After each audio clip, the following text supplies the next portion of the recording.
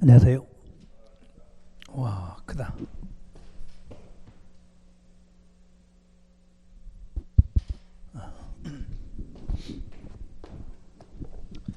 자, 오늘 그 진도는요, 173페이지를 펴보도록 하세요.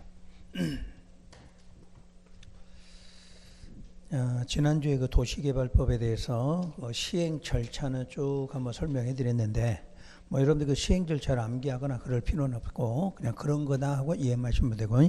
자, 오늘 여러분들 배울 거는 이제 173페이지가 도시개발법의 맨 첫 부분이 나오는데, 지금은 여러분들 내용 자체는 아실 거 없고, 용어의 정의 이런 거 좀 한 번만 보면 되는데, 오늘은 용어의 정의 이것도 보실 필요는 없어요.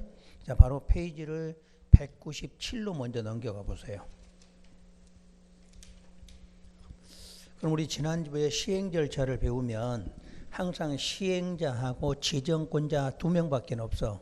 시행자가 누구고 지정권자가 누군지 이걸 먼저 공부하셔야 되니까. 자, 197페이지 보면 저 1절하고 시행자라고 되어 있어요. 자, 책에다 필기하시려면 지금 제가 하는 그대로 필기하시면 돼. 자, 1절 이렇게 하고 시행자라고 되어 있어.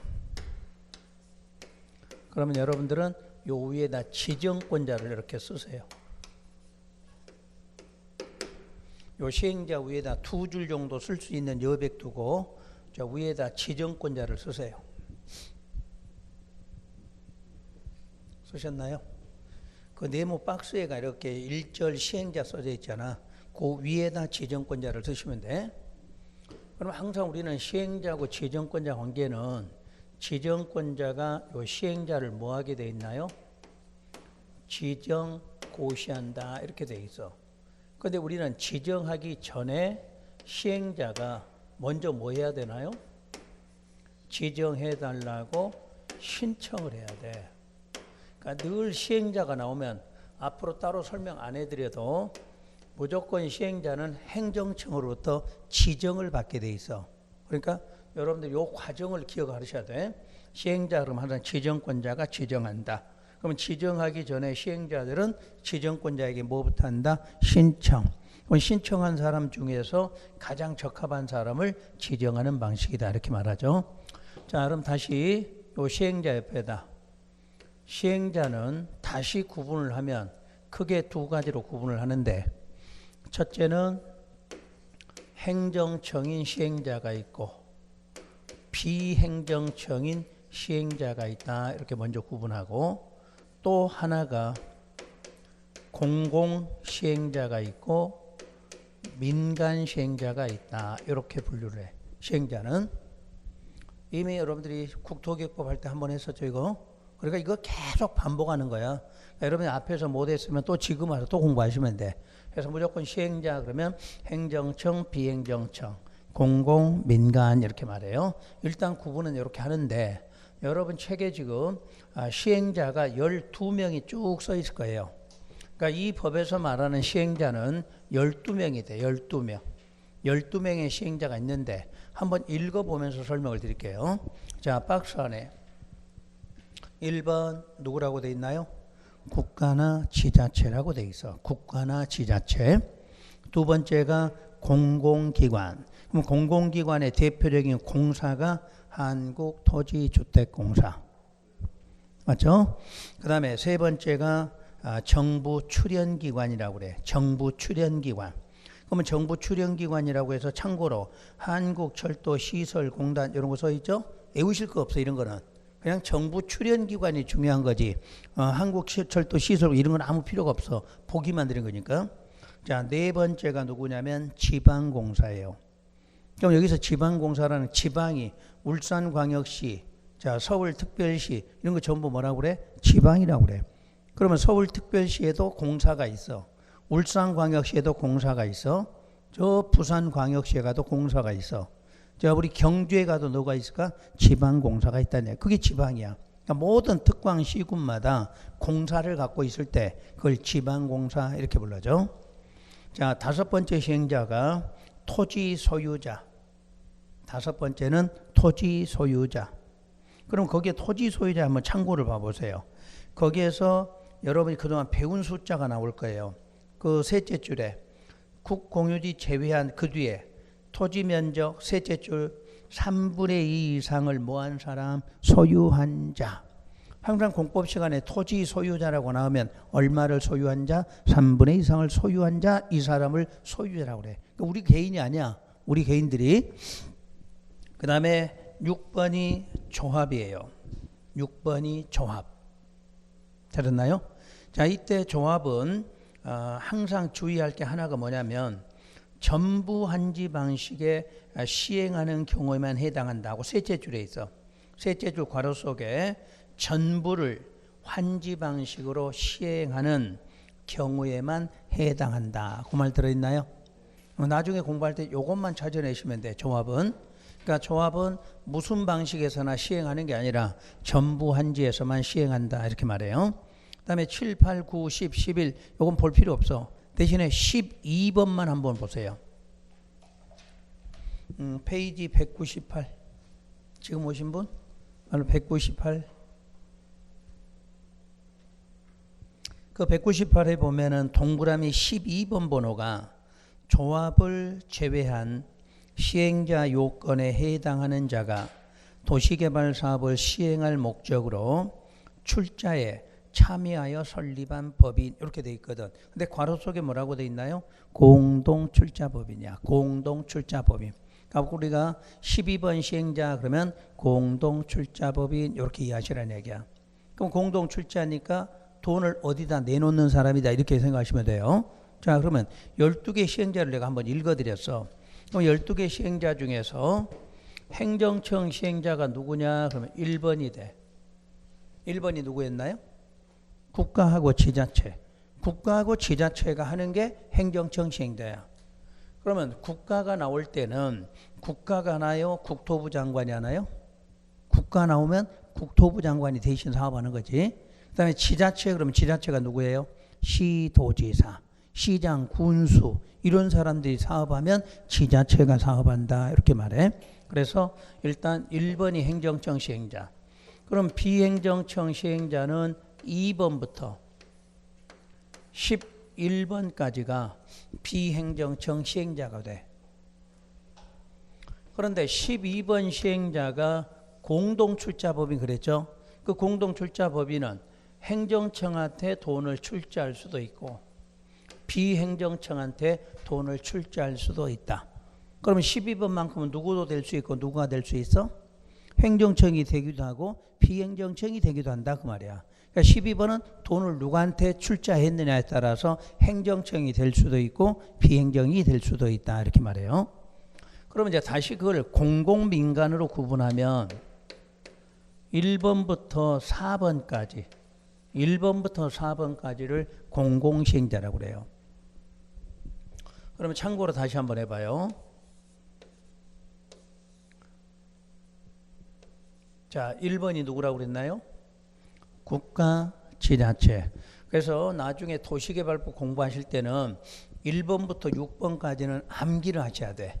모든 시험에 가면은 도시개발법은 그 6사람의 이름을 갖고 출제를 해. 그러니까 지금은 못 외워도 되지만 거기다 체크를 딱 해놓으시라는 얘기야.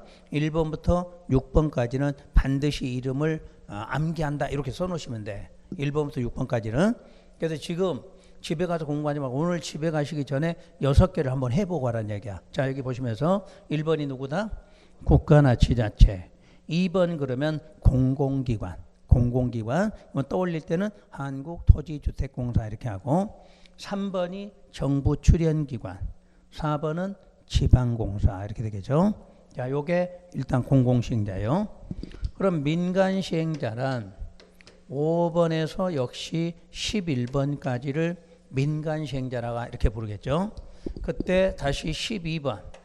12번은 공공이 될 수도 있고 민간이 될 수도 있다 이렇게 말하죠.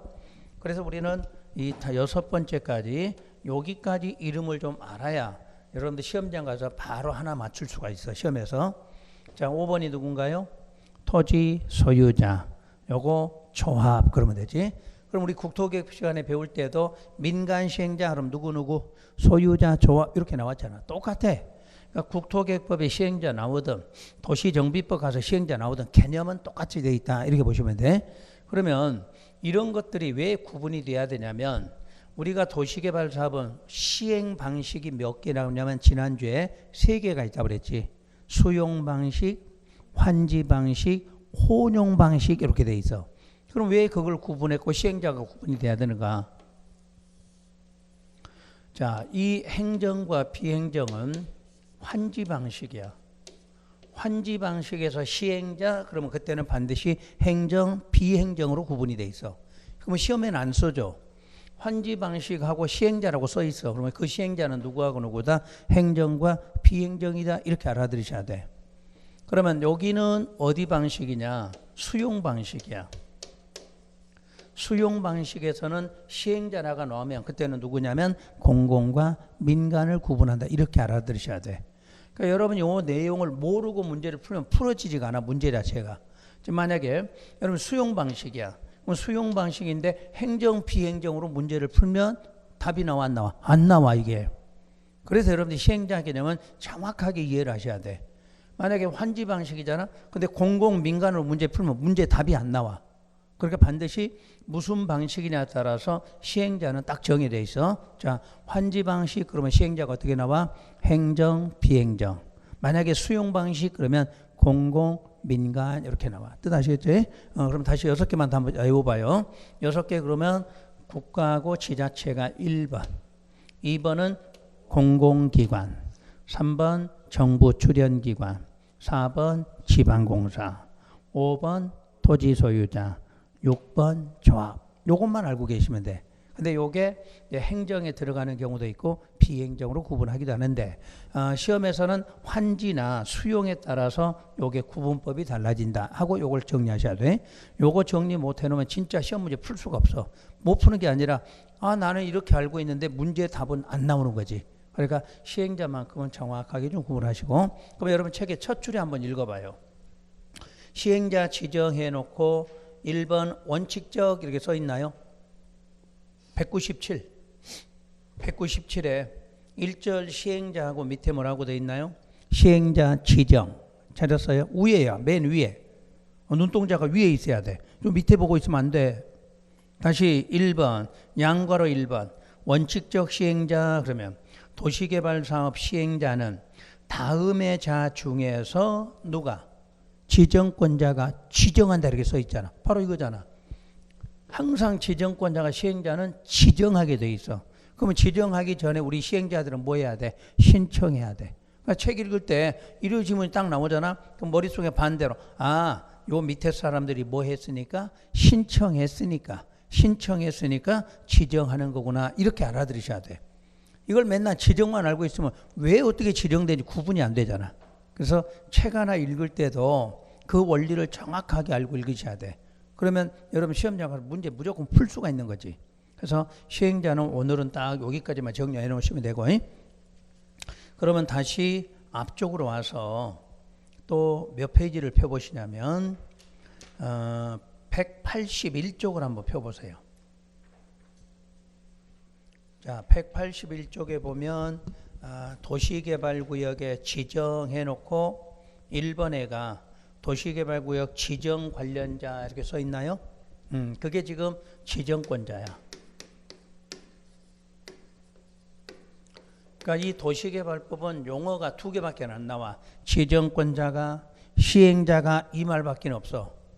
그리고 우리가 문장 읽을 때는 무조건 앞에가 지정권자 이렇게 나오든가 아니면 시행자가 이렇게 나오고 둘 중에 하나야.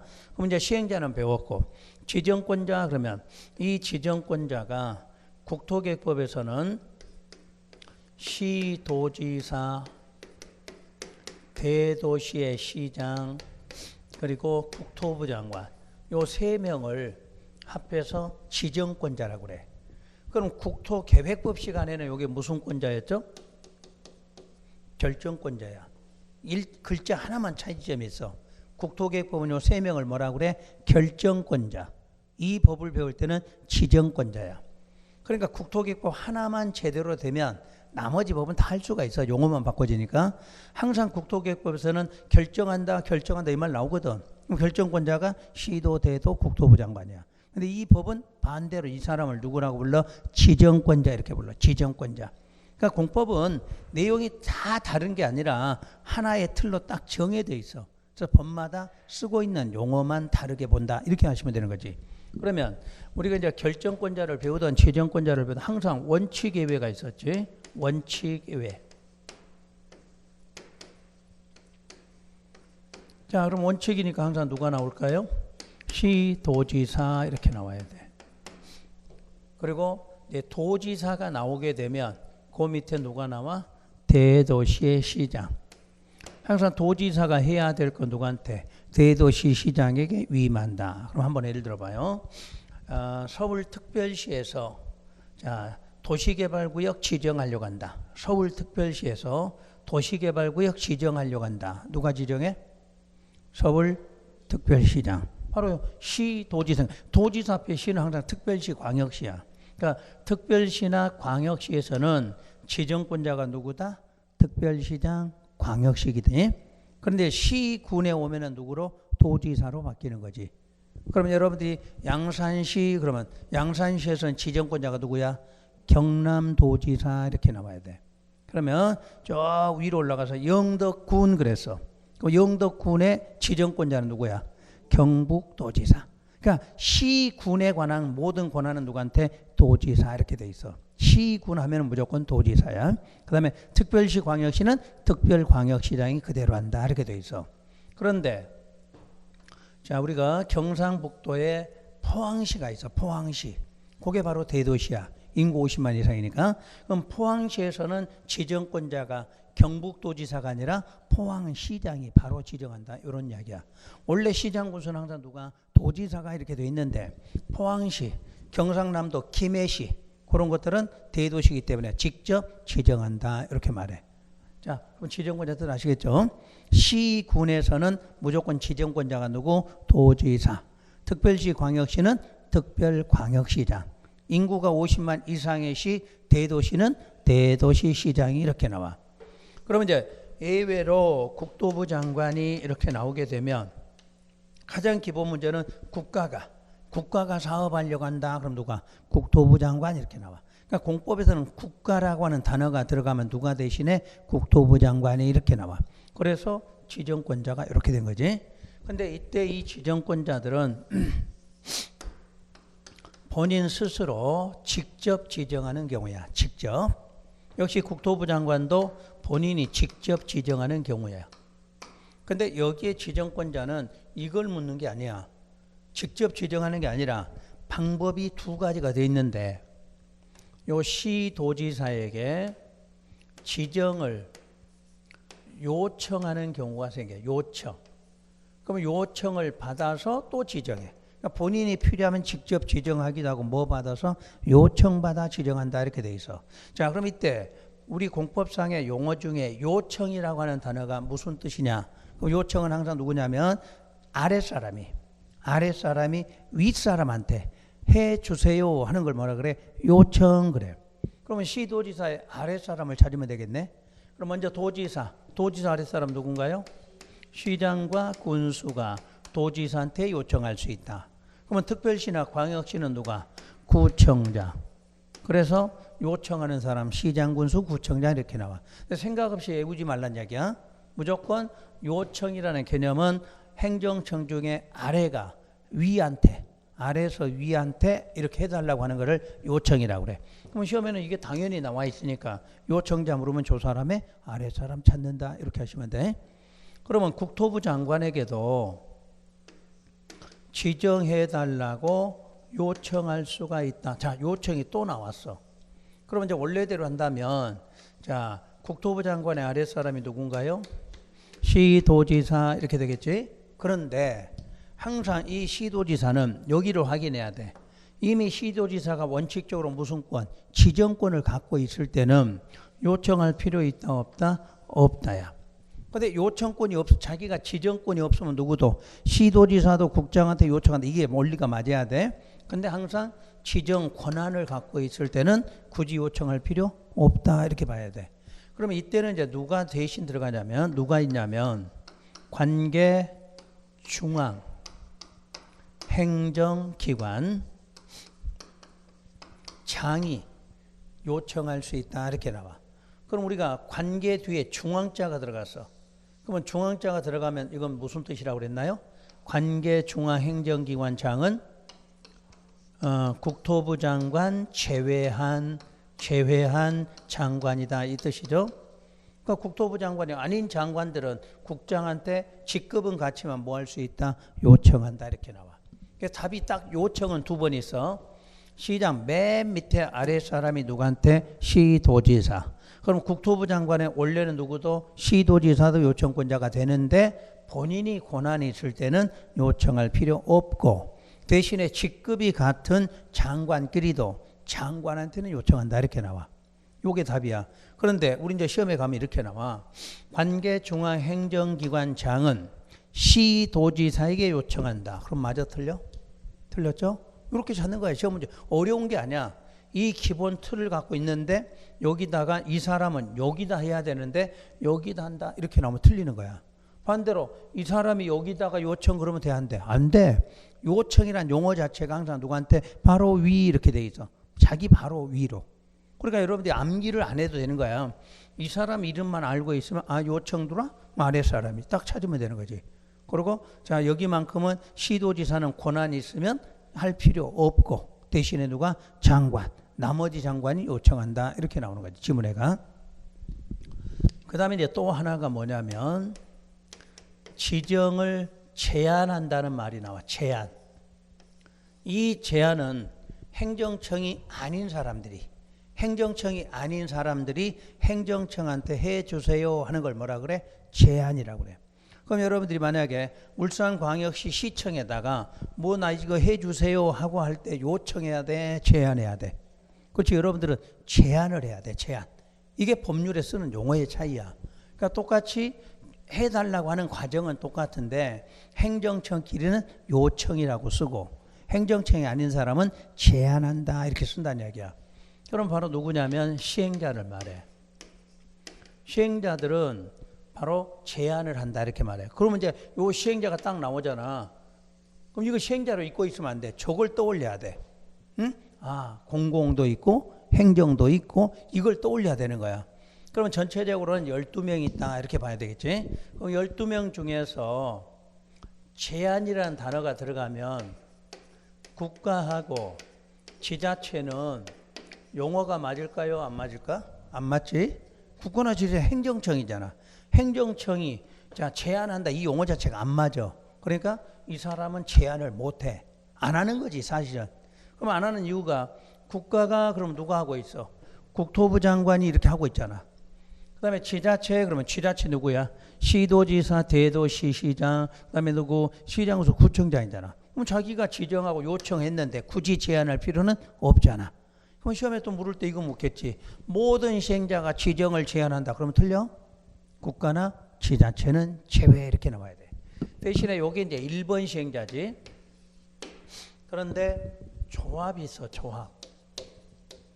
이 조합도 제외한다 이렇게 나와. 그럼 이 조합이 몇 번 시행자인가요?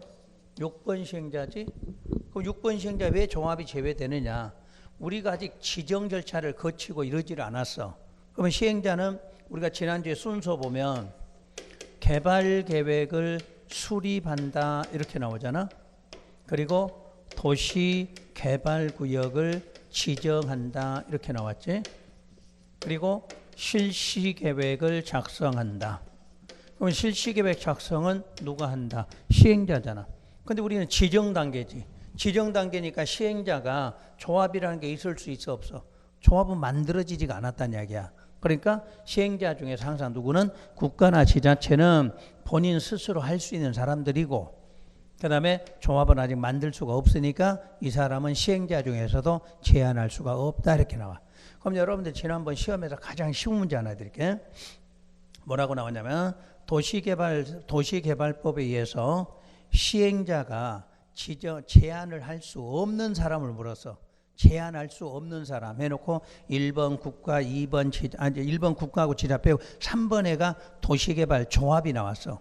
도시개발 조합이니까 제한할 수 있다 없다? 없다. 그게 답이었어. 이렇게 간단한 문제는 여러분 생각만큼 공법은 깊이 있게 들어가는 기본인 문제는 없어. 가장 기본적인 문제야. 가장 기본 문제. 그것만 맞추면 여러분 시험에 60점 맞아. 여러분이 만약 100점 맞고 싶으면 책에 있는 내용 다 알아야 돼. 우리는 100점 맞는 시험이 아니니까 가장 먼저 기본 용어부터 익히시라는 얘기야. 용어만 익혀도 여러분 공부하기가 쉬워져. 근데 이 용어를 이해를 못하게 되면 공부 자체가 안 돼. 할 수가 없어요, 여러분들 공부가. 그러니까 항상 맨 처음에 용어 설명하면 그것만 딱딱 정확하게 알시면 돼.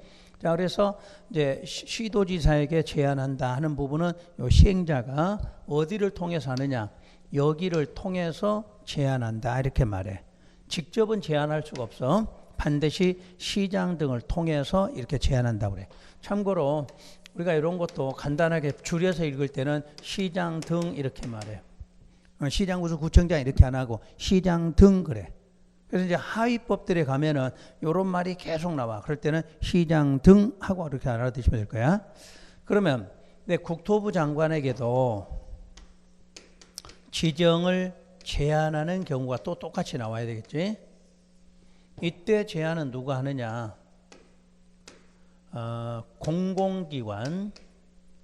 공공기관의 장 또는 정부 출연기관의 장이 면적이 30만 이상인 경우 이렇게 나와.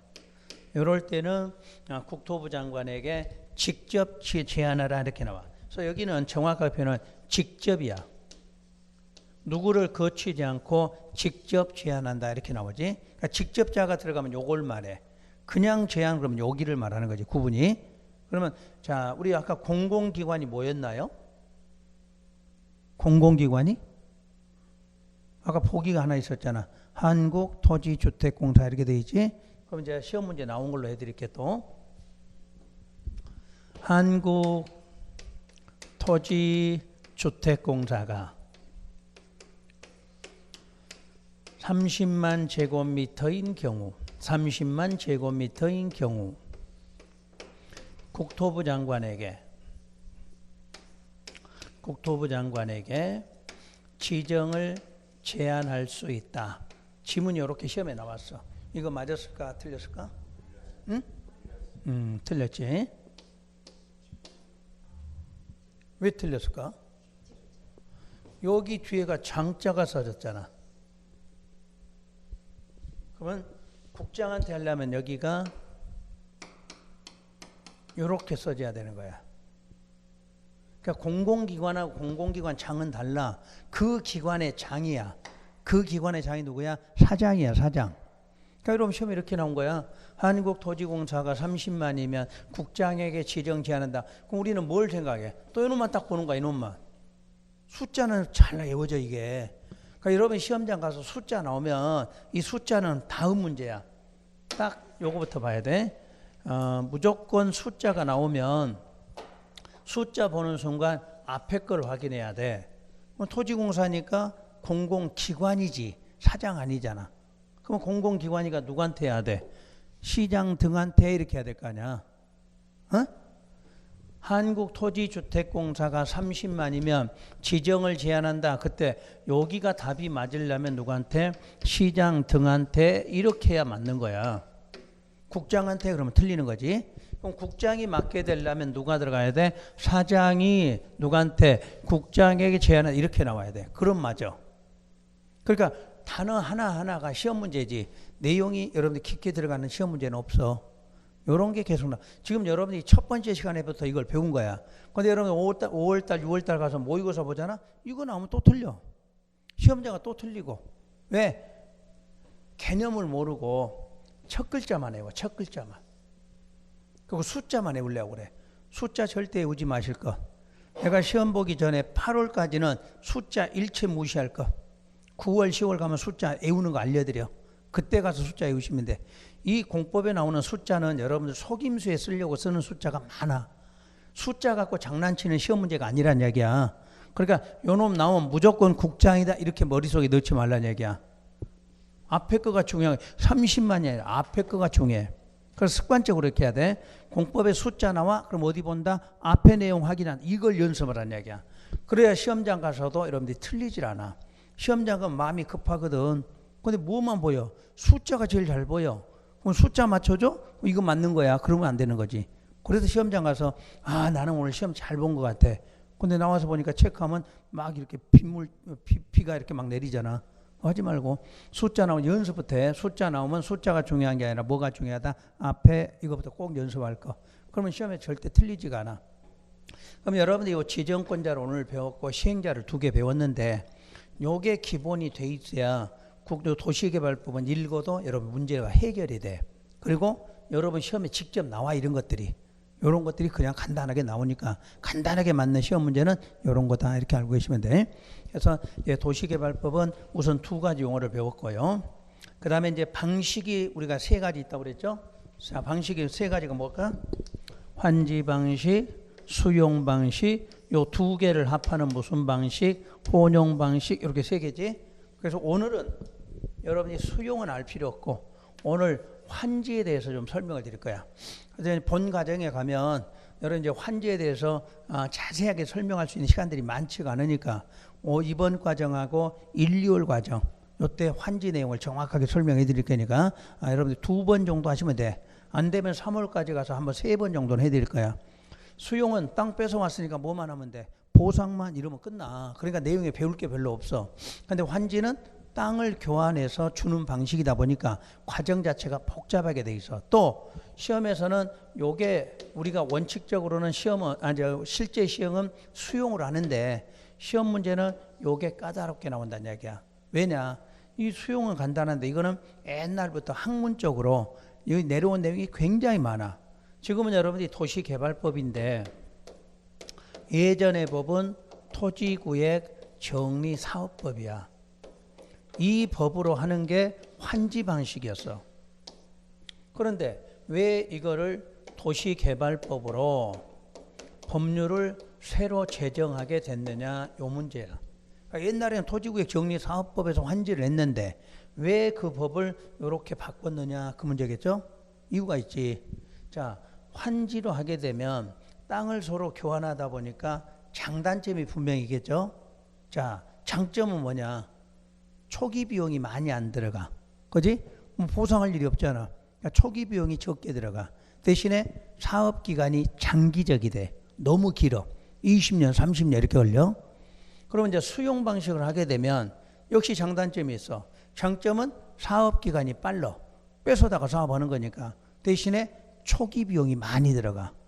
그래서 그걸 2개를 보완하기 위해서 필요에 따라서 환지하든가 아니면 수용을 하되 안 되면 뭐도 할 수 있다. 혼용해서 이렇게 나온 거야. 그래서 법을 도시개발법으로 바꾸면서 원칙을 수용으로 하기 위해서 법률을 바꿔준 거지. 그리고 이제 예외적으로 무슨 방식? 환지. 그리고 이제 섞어서 혼용. 이렇게 바꾼 게 무슨 법? 도시개발법이야. 그러니까 이때 토지구획 정리사업법은 60년도에 만들어졌으니까 그동안에 많은 환지 방식으로 사업을 했다는 이야기지.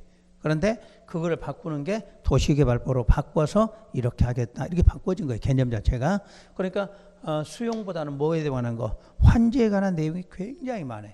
법조문상에도 내용도 많고 우리 학문적으로도 내용이 상당히 많다. 이렇게 알고 계셔야 돼. 그래서 오늘 여러분들이 환지를 여유 있게 시간 날 때 해드릴 거니까 페이지를 218쪽으로 넘겨보세요.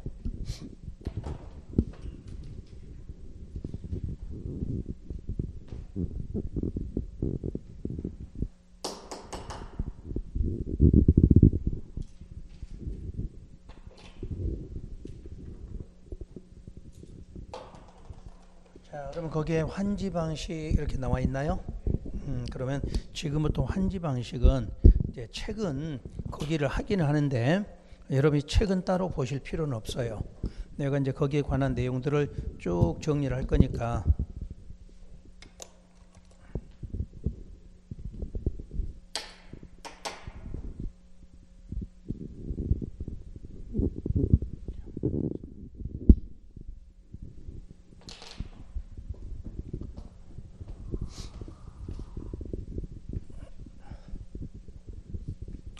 필기는 요령껏 알아서 하세요. 그 대신에 나는 필기 안 하고 설명만 듣겠다 그러면 설명 들으셔도 상관없어. 필기 안 해도. 필기를 꼭 하고 싶으시면 집에 가서 동영상 틀어놓고 필기하셔도 되고 설명드리는 게 더 중요하다 이렇게 알고 계시면 돼. 오늘은 여러분 필기할 개념 자체도 없고 우선 이해만 하시면 돼. 자, 일단 환지 방식이라고 나오면 환지 방식은 종전 토지에서 새로운 토지로 뭔가 옮겨오는 거야. 그걸 이전이다 이렇게 말해. 그럼 뭐가 옮겨오냐면 권리 변동 없이 이렇게 말해. 우리가 권리라는 거 항상 뭐를 말해요? 소유권. 권리 그러면 소유권이야. 소유권을 보통 그냥 권리라고 표현하죠. 그러면 종전 토지의 소유권이 새로운 토지로 그대로 옮겨오는 거야. 그걸 바로 환지 방식이다 이렇게 말해. 그렇다면 종전 토지라는 것은 주로 뭐였냐면 전, 답, 임야 이런 것들의 지목이 있어. 그럼 왜 저기서 환지 방식 사업을 하냐면 저기는 지가가 낮아. 그리고 면적이 어떻게 하나요? 넓어. 그래서 규모를 확보하기가 쉬우니까 일단 저쪽에서 많이 사업을 해. 그러면 거기에 다 소유권을 갖고 있는 사람들이 새로운 토지 받을 때는 지목을 이렇게 대로 받게 돼 있어. 그럼 땅이 바뀌었죠 이게? 그래서 새로운 토지로 받은 것을 그 새로운 토지를 이름으로 환지라고 한다 이렇게 돼 있어. 그러니까 환지는 그대로 하면 토지가 교환돼. 그럼 교환됐는데 어디에서 교환됐느냐? 종전 토지 쪽에서 새로운 토지로 바뀌었다 이렇게 말해. 그 바뀐 토지 이름을 환지라고 표현하고 항상 지목은 전답 임하였던 것이 뭐로 받게 된다? 대지로 받게 된다. 이런 원리를 환지 방식이라고 그래요. 그럼 환지 방식 사업을 하려면 환지 계획이라는 걸 작성해야 돼. 환지 계획. 그래서 환지 계획이 작성이 되면 환지 예정지라는 걸 지정하게 돼. 그리고 마지막 절차로 환지 처분한다 이렇게. 그래서 환지 방식은 대표로 저 세 가지를 배우는 게 환지 방식이다 이렇게 말해요. 그러면 이제 개념만 잡아봐요. 환지 계획은 땅을 교환하는 계획이죠. 환지 계획 시험에 나오면 딱 요걸 대답하시면 돼. 무슨 처분? 환지 처분. 환지 처분하려고 만든 계획의 이름이 환지 계획이야. 그러니까 환지 계획은 다른 거 없어. 무슨 처분하려고? 환지 처분하려고 이렇게 나와. 그럼 환지 처분이 뭐냐? 환지 처분은 여러분이 소유권이 확정된다 이렇게 말해. 또는 소유권이 이전된다. 뭐 취득한다. 이런 말로 풀이하면 돼. 그러면 전답 임하였던 땅이 자 대지로 넘어올 때 확정하는 처분이 뭐다? 환지 처분이다. 그러니까 전답을 대지로 줄 때 많이 줄까요? 적게 줄까요? 그러지. 상식적으로 적게 주겠지. 그 적게 주는 걸 얼마만큼 줄 거냐 학을 만드는 것이 환지 계획이야. 그럼 그 계획에 따라서 환지 처분하면 여러분 소유권 확정한다 또는 이전된다, 취득한다 이렇게 말을 해요. 그러면 환지 계획 그러면 이제 다시 물어봐. 무슨 처분? 환지 처분하는 계획. 그럼 환지 처분은 어떻게 하느냐? 그러면 다시 무슨 계획대로? 환지 계획대로 하면 돼. 그럼 환지 계획대로 하게 되면 소유권이 확정된다 이렇게 말해. 그럼 여기에 있는 환지 예정지라는 건 뭐냐? 환지 예정지는 꼭 하는 건 아니고 임의적 절차야. 임의적 뜻이 뭐야? 할 수도 있고 안 할 수도 있겠지. 그래서 임의적 절차인데 주로 기간이 장기적이어야 돼. 사업 자체가. 그러니까 장기적이라는 말은 요 환지 계획 작성해서 환지 처분까지가 한 20년 걸린다 이렇게 가정을 해봐. 20년. 그럼 여러분 20년 동안 여러분 권리가 어떻게 되나요? 정지돼. 20년 동안 아무것도 할 수가 없어. 그래서 무슨 권리를 좀 미리 주겠다 그 말이겠지. 그래서 요거 지정이 되면 사용하고 수익권을 받게 된다 이렇게 말해. 그럼 여러분이 민법 시간에 이제 소유권이라는 개념을 말하지. 소유권 그러면 뭐가 소유권이나요? 사용할 수 있는 권리, 수익할 수 있는 권리, 처분할 수 있는 권리 이렇게 나오겠죠? 그럼 지금 소유권 중에 본체가 무슨 권이야? 처분권이지. 근데 환지 예정지 지금 처분권은 안 주고 무슨 권만? 미리. 여러분 20년 동안 사업하면 20년 동안 장기적으로 묶여 있을 건데 20년 동안 미리 뭐하라? 사용할 수 있어. 땅을 이용해서 이익을 받아. 그걸 뭐라 그래? 수익 이렇게 말해. 그러니까 소유권은 주지는 않지만 자, 항상 소유권 어디에 있어? 환지처분에 소유권이 나오니까 소유권이 아닌 미리 사용수익권을 주고자 하는 것이 뭐다? 환지예정지다. 이렇게 돼 있어. 자, 개요 다시 한번. 환지계획은 뭐 하는 계획? 환지처분하는 계획. 그럼 환지처분은 그러면 환지계획대로 하면 돼.